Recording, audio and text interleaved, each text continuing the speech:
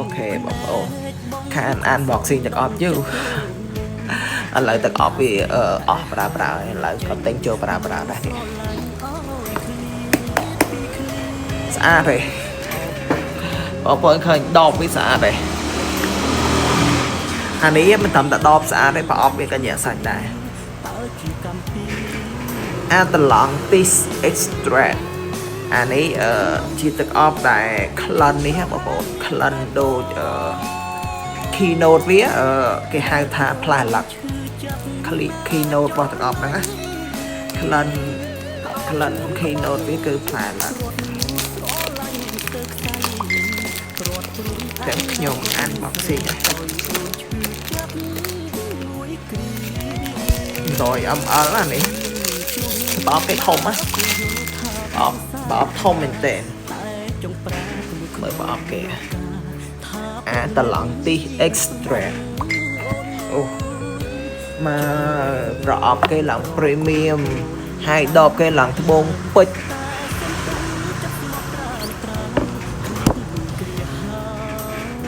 ក្លិនលយបងប្អូន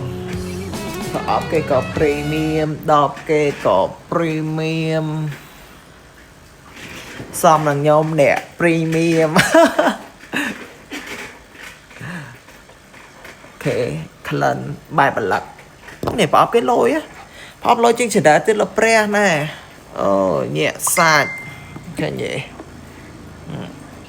បើកមកមកហើយប្រអប់នេះដាក់នេះកាប់អូមែនដាក់នេះកាដាំពេជ្របានមកអែមនេះយោខកអំដងឯងក្លិននេះខ្ញុំមើលញ៉ាំដែរប្រើទេខ្ញុំមើលទៅ keynote វាផ្លែឡាក់តែអត់ដែរប្រើឯងលើកទី1ហើយសម្រាប់ខ្ញុំណាអាតឡង់ទី extract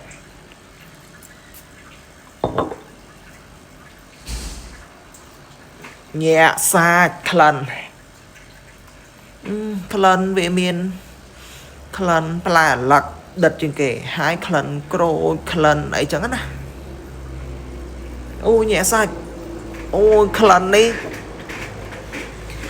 វាបែបផ្អែមហ៎បងប្អូនញាក់សាច់ក្លិននេះបាញ់ឲ្យស្រីដេញប្រហើយ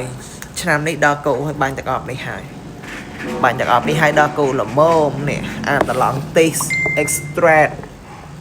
ញាក់សាច់ទាំងដបទាំងប្រអប់ណាប្រអប់គេឡើង premium ចឹងណាបងប្អូនមើលអូខេទឹកអប់ស៊ីន VM ចឹងឯងចឹងណាបាទអាតឡង់ទី extract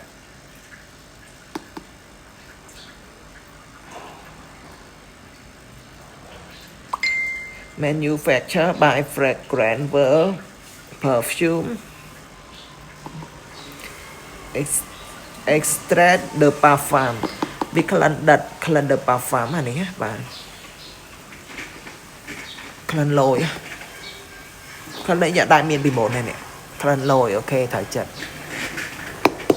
ចាប់អារម្មណ៍ទិញអានេះបាញ់ទៅស្រីដេញប្រហើយឆ្នាំនេះឯងស្អីដល់គូបាញ់ទាំងអស់នេះហើយអូខេបាយ